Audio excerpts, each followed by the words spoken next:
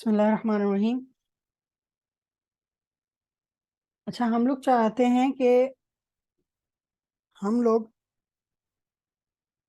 जो है एक पिरामिड बनाएं। पिरामिड कह लें या ट्रायंगल कह लें, मतलब हमारे पास जो आउटपुट हो वो कुछ इस तरह का हो कि पहले एक स्टेरिक आए, फिर दो स्टेरिक्स आए, फिर तीन स्टेरिक्स आए, और फिर चार स्टेरिक्स आए, और पांच स्टेरिक्स आए। ठीक है, मैं चाहता हूँ हमारा आउटपुट इस तरह का आए, तो ये पिरामिड कहलाता है। इसके लिए हमें नेस्टेड लूप को इस्तेमाल करना पड़ता है अगर हमें इस तरह का आउटपुट चाहिए हो। तो उसका तरीका क्या होता है वो हम सीखेंगे आज।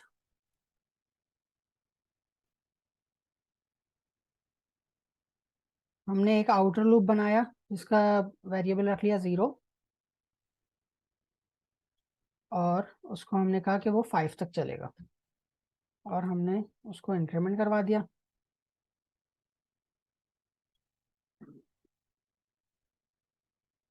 अच्छा, और जो है उसके बाद हमने कहा कि एक फॉर लूप और आ जाए। जो इनर फॉर लूप है उसका वेरिएबल जे रख लेते हैं, और उसकी कंडीशन लिख देते हैं जे लेस देन 5, दोनों 5 तक चलेंगे, और हम कह देते हैं जे प्लस प्लस। और उसके बाद हम क्या कहते हैं कि अच्छा, हमें क्या करना है, यहाँ पे ये 5 तक नहीं आएगा बल्कि कुछ और होगा। हम क्या चाह रहे हैं कि पहली जो लाइन हो उसमें कितने स्टैटिक प्रिंट हो, एक। ठीक है, तो उसके लिए कंडीशन लगेगी जे लेस देन इक्वल टू आई। ठीक है, सही है। इससे क्या होगा फायदा, अब आप लोग देखें, इसको सोचें थोड़ा सा। जब ये अच्छा, मैं आप लोग को थोड़ा सा और भी बताता हूँ। देखें, जो ये लूप होता है ना, आउटर लूप, ये आउटर लूप होता है, ये आप लोग को पता है। तो इस तरह का कभी भी हमें कुछ प्रिंट करना हो ना, पिरामिड टाइप या स्टेरिक से, कोई आपको कहते हैं स्क्वायर बना के दिखाएं या कुछ और, कुछ भी ट्राइंगल बना के दिखाएं, तो उसके लिए आप लोग ये याद समझ लें कि जो आउटर लूप होता है आपका, वो आपकी रॉस को डिफाइन करता है कि आपको कितनी रॉस चाहिए। ठीक है, जो आपका जो भी डायग्राम बनने जा रही है वो रॉस और कॉलम में ही बनेगी ना, तो आपको कितनी रॉस चाहिए ये आपका आउटर लूप बताता है। और जो इनर लूप है ये आपकी कॉलम्स बताता है कि आपके कितनी कॉलम्स होंगी। ठीक है, तो इसके हिसाब से अगर हम समझेंगे तो हमें समझना बहुत आसान हो जाएगा। तो अब हमारा जो ये डायग्राम थी, मैं इसको एक काम करता हूँ यहाँ पे बना के रखता हूँ, ताकि आप लोगों के ये सामने जब रहेगा ना तो आप लोगों को समझना आसान हो जाएगा। इस डायग्राम को मैं यहाँ बना देता हूँ। Asterisk asterisk asterisk asterisk asterisk asterisk asterisk asterisk asterisk और स्टैरिक। ठीक है, हमारे हिसाब से जो पहली रॉ है वो ये है, सही है। और इसमें कितने कॉलम्स हैं, इसमें सिर्फ एक ही कॉलम है। मतलब ये कि पहली रॉ में अगर रॉ 1 हो तो कॉलम भी सिर्फ 1 ही हो। फिर जो दूसरी रॉ है हमारे लिए वो ये है, इसमें कितने कॉलम्स हैं, 1 2। तो मतलब ये कि अगर कॉलम 2 है तो रॉ 2 है तो कॉलम भी 2 हो, रॉ 3 है तो कॉलम भी 3 हो, रॉ 4 है तो कॉलम भी 4 हो। तो ये चीज हमें इस कंडीशन से हैंडल करनी होगी कि ये कितनी बार चले।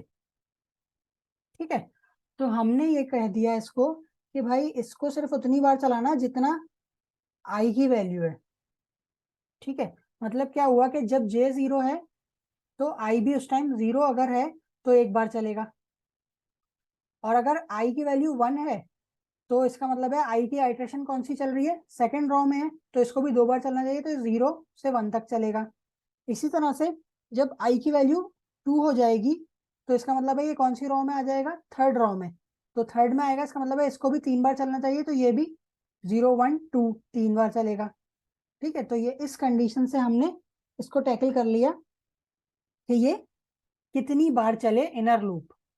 सिर्फ हमें इनर लूप को कॉलम्स बनाने के लिए चलाना है तो हमें ये पता होना चाहिए कि कौन सी लाइन में कितनी बार चलना है, बस उस हिसाब से हमें ये कंडीशन लगानी होगी इसकी, और कुछ भी नहीं होता। ठीक है, तो और यहाँ पे क्या कर रहे हैं हम, सिर्फ और सिर्फ हमेशा से जो करते आ रहे हैं, प्रिंट एफ स्टैरिक प्रिंट कर देते हैं, इसमें कोई लाइन चेंज नहीं लगेगा। ठीक है, उसकी वजह क्या है, उसकी वजह ये, अगर यहाँ पे लाइन चेंज लगा दिया तो हर इनर लूप की आइटरेशन पे लाइन चेंज हो रही होगी, जिससे क्या होगा, हम जो चाह रहे हैं वो हमें नहीं मिल सकेगा। हमें क्या करना है, हमें ये करना है कि जब रॉ एंड हो तब तब लाइन चेंज हो। ऐसे ही है ना, देखिए कॉलम जब चेंज हो रहा है तब लाइन चेंज नहीं हो रही, कॉलम सारे प्रिंट होते हैं, रॉ खत्म होती है तो लाइन चेंज होती है। ठीक है, तो रॉ खत्म कब होगी, जब आउटर लूप खत्म होगा, क्योंकि रॉ आउटर लूप से बनती है। तो आउटर लूप के एंड में हम क्या करेंगे, लाइन चेंज करवा देंगे, \n, बस बन गया प्रोग्राम। अब इसको चला के देखते हैं, फिर आप लोग को समझाता हूँ। ये क्या है, पैलिंड्रोम, सॉरी पैलिंड्रोम नहीं है ये है पायरामिड, पायरामिड। ठीक है, तो इसको चलने दें। देखिए जो हमारा डिजायर्ड आउटपुट था वो हमें मिल गया। इसने क्या किया, पहली रो में एक स्टैरिक प्रिंट किया, दूसरी में 2, तीसरी में 3, चौथी में 4 और पांचवी में 5। ठीक है, तो ये उम्मीद करता हूँ समझ में आया होगा क्यों ऐसा हुआ। देखें इस लूप को जल्दी से समझ लेते हैं, इसके आइटरेशंस को। पहली बार ये आएगा, आई में 0 करेगा, कंडीशन ट्रू है, 0 5 से छोटा है। फिर ये जे की इनर लूप में जाएगा, इनर लूप में जाएगा, जे को 0 किया और कंडीशन चेक करी, क्या जे लेस देन या इक्वल टू, दोनों कंडीशंस में से ये अंदर जाएगा। तो ये चेक कर रहा है कि क्या जे में 0 से जो भी वैल्यू है वो 0 से छोटी है, 0 के बराबर है, तो हाँ जे में भी 0 ही है, तो 0 इक्वल्स टू 0 कंडीशन ट्रू हो रही है, तो ये एक बार जाएगा और एक बार स्टैरिक प्रिंट करेगा, फिर दोबारा से आएगा, कंडीशन में इंक्रीमेंट करेगा, जे में 0 से 1 हो जाएगा, 1 जब होगा तो ये कंडीशन फॉल्स हो जाएगी, तो ये लूप से बाहर निकल जाएगा। तो एक ही स्टैरिक प्रिंट किया है इसने पहली लाइन में। जब यहाँ से ये बाहर निकला, इसने फिर क्या किया,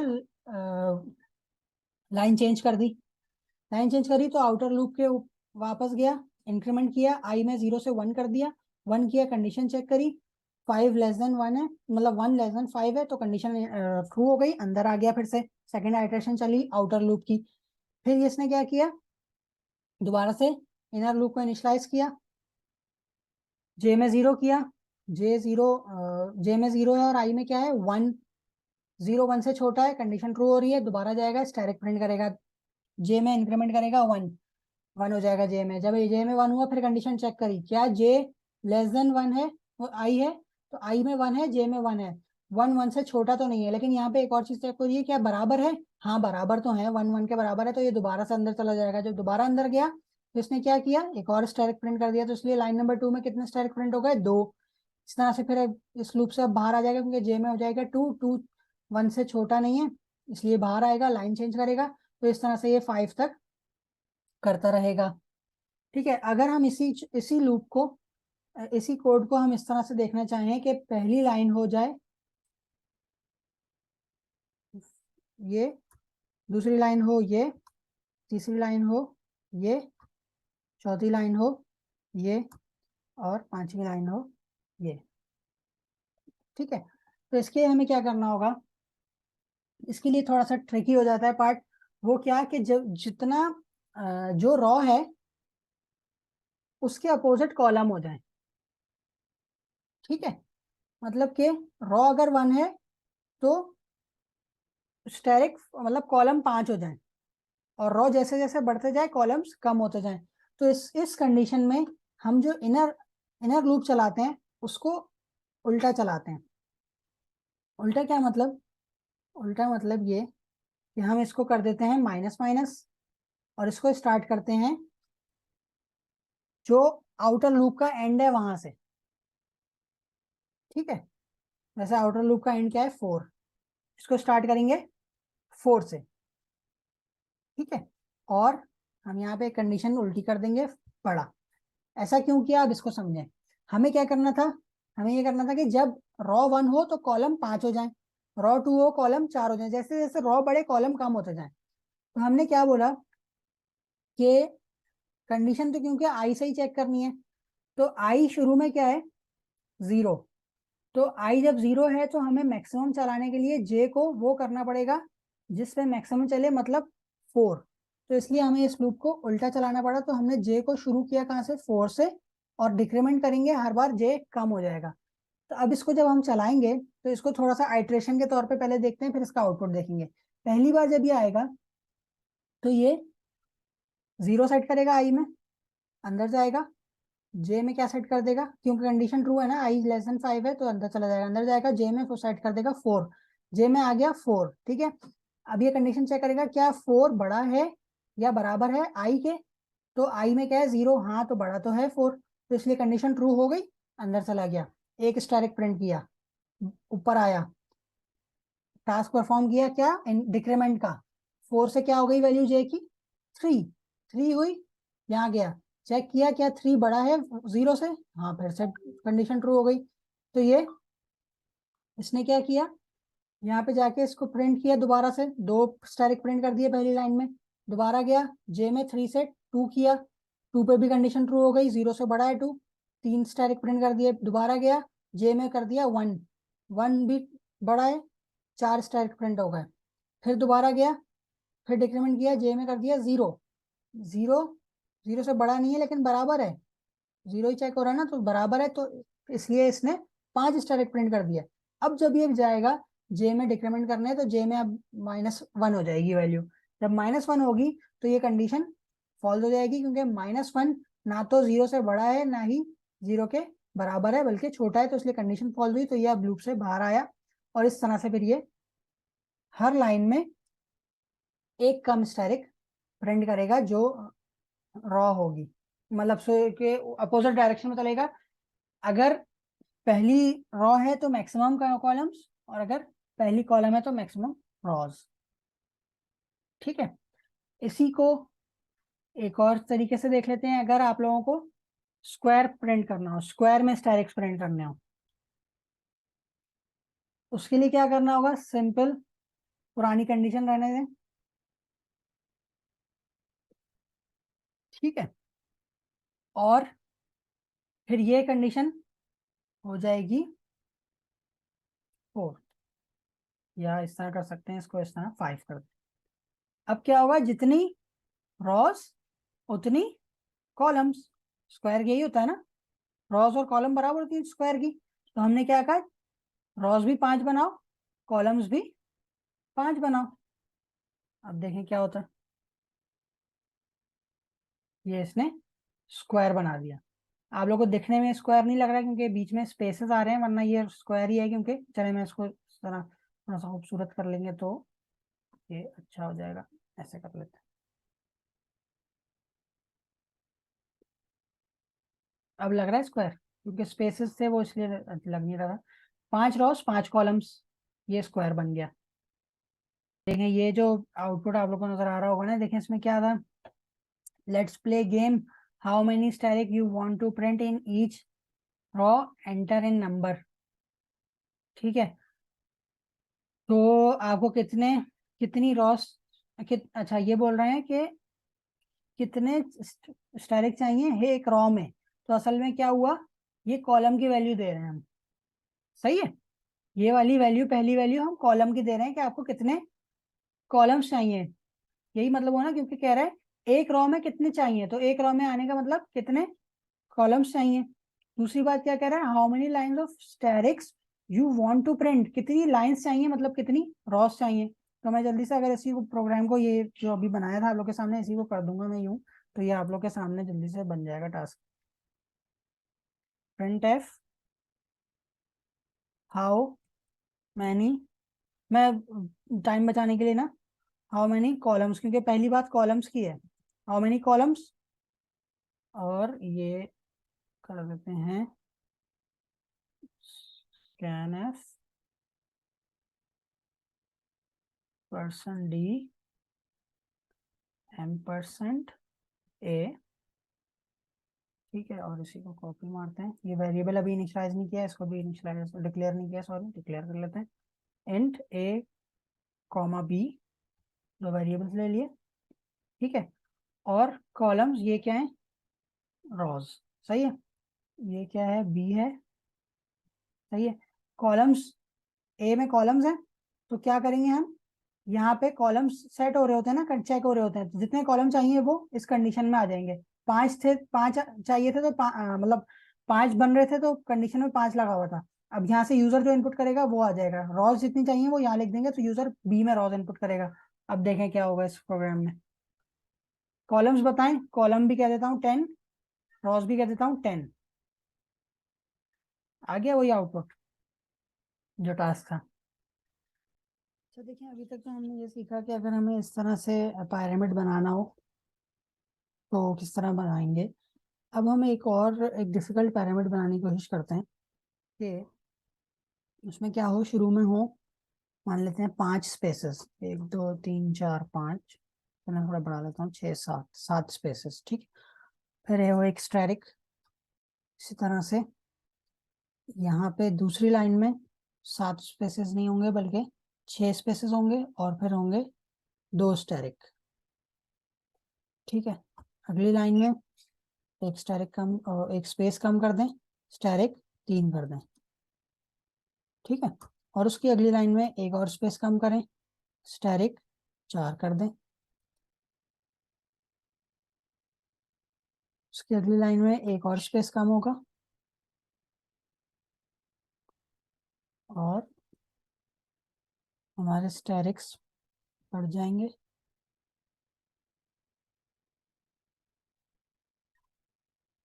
ठीक है, और इसी तरह से उसकी अगली लाइन में एक और बढ़ जाएगा। तो मतलब मेरा कहने का जो है वो आप लोग समझ गए होंगे कि जो है,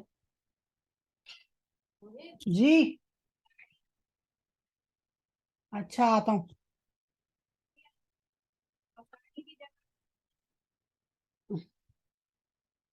तो इस तरह से अगर हमें इस तरह प्रिंट करना हो तो हमें क्या करना होगा, तो देखें, हमने अभी तो ये सीख लिया कि जो है स्पेस, हमें जो पहला लूप होता है। अच्छा, तो हमने जैसे कि यहाँ अभी तक सीख लिया था कि जो पहला लूप होता है वो बता रहा होता है कि आपकी कितनी रॉज होंगी, और जो दूसरा लूप होता है वो बता रहा होता है आपकी कितनी कॉलम्स होंगी।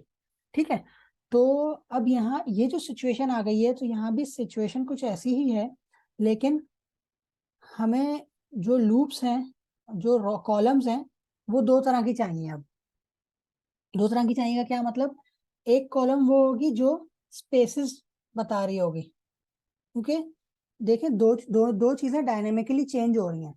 पहली जो रॉ है उसमें स्पेसेस ज्यादा हैं, स्टेरिक्स कम है, और जो दूसरी रॉ है उसमें एक स्टेरिक बढ़ गया, एक स्पेस कम हो गई। तो क्या हुआ, इससे ये पता चला हमें कि कॉलम्स दो तरह के हैं हमारे पास, कि एक कॉलम है जो कि कम हो रहा होगा, और एक कॉलम है जो बढ़ रहा होगा। मतलब स्पेस वाला कॉलम कम होता जाएगा एक वक्त के साथ साथ, और स्टेरिक वाला कॉलम बढ़ता जाएगा वक्त के साथ साथ। तो अभी जो हमने ऊपर जो दो अलग अलग सिनेरियो सीखे थे, एक में इंक्रीमेंट वाला लूप लगाया था कॉलम के लिए, और एक में डिक्रीमेंट वाला, तो हमें वो दोनों यहाँ पे यूज करने होंगे इस टास्क को परफॉर्म करने के लिए। तो देखते हैं कैसे। देखिए, असल में इसको समझें अगर, तो स्पेस पे तो हमें सिंपल वही लूप लगाना है जो हमने यहाँ पे स्टेरिक्स के लिए लगाया था, कि वो डिक्रीमेंट वाला लूप हो, और शुरू हो मैक्सिमम वैल्यू ऑफ रॉस से, जो भी मैक्सिमम वैल्यू रॉस की है वहां से शुरू हो, और वो चले कहाँ तक, जो रॉ की उस टाइम वैल्यू हो। तो उससे क्या होगा कि जब पहली रॉ होगी तो मैक्सिमम स्पेसेस आएंगे, दूसरी रॉ होगी तो एक कम स्पेस आएगा। इस तरह से जैसे जैसे रॉ चेंज होगी स्पेसेस भी चेंज होते जाएंगे। और जो स्टेरिक्स हैं उनको प्रिंट करने के लिए हमें ये वाला काम करना होगा जो हमने यहाँ पे किया था, कि जब पहली लाइन हो तो एक ही स्टेरिक प्रिंट हो, जितनी रॉज उतने ही कॉलम्स हो। तो ये दोनों का मिक्सचर अगर हम यूज कर लेंगे तो हमें इस फॉर्म में पिरामिड मिल जाएगा। तो आइए देखते हैं कैसे। तो हमने देखिए ये इस के हिसाब से अभी हम देख सकते हैं कि ये बना हुआ है अभी। ठीक है, कि जो जितनी नंबर ऑफ रॉज होंगे उतने ही बार ये स्टैटिक प्रिंट करे। तो अगर हम इसको चला के देख लें एक बार, तो देखें ये इस फॉर्म में प्रिंट कर रहा है। ठीक है, अब हम इसे क्या करना चाह रहे हैं, हम एक चाह रहे हैं एक और लूप लगाना। जैसे हमने बात करी कि कॉलम हमें 2 तरह के चाहिए, तो हमें एक और लूप लगाना पड़ेगा। उस लूप में स्पेसेस प्रिंट करने हैं, तो स्पेसेस प्रिंट करने के लिए हमें डिक्रीमेंट वाला लूप लगाना होगा। उसके लिए इंडेक्स में अलग ले लेता हूँ जे, मतलब वेरिएबल अलग ले लेता हूँ जे, और उस जे को हम करा देंगे माइनस माइनस। और जैसे हमने सीखा कि इसके लिए हम क्या करते हैं कि जे में शुरू में मैक्सिमम वैल्यू होती है जो आई की मैक्सिमम है, और इसको जे को कहाँ तक लेके जाते हैं, जब तक जे बड़ा हो या बराबर हो आई के। और इसमें हम क्या रख देंगे, सिर्फ स्पेस। ठीक है, तो इससे हमने क्या सीखा कि हमें 2 लूप्स चाहिए होंगे। जो पहला लूप होगा वो स्पेसेस को कैलकुलेट करेगा, और वो वक्त के साथ साथ ग्रेजुअली कम होते जाएंगे स्पेसेस, और वक्त के साथ साथ जो इंक्रीज होंगे वो स्टैटिक इंक्रीज होंगे। तो वो हमने उसके लिए दूसरा लूप यूज किया। ठीक है, तो इसको अब हम चला के देख लेते हैं। तो जो हमारा डिजायर्ड आउटपुट था वो आ गया है। तो उम्मीद करता हूँ ये चीज़ आप लोग को समझ में आ गई होगी।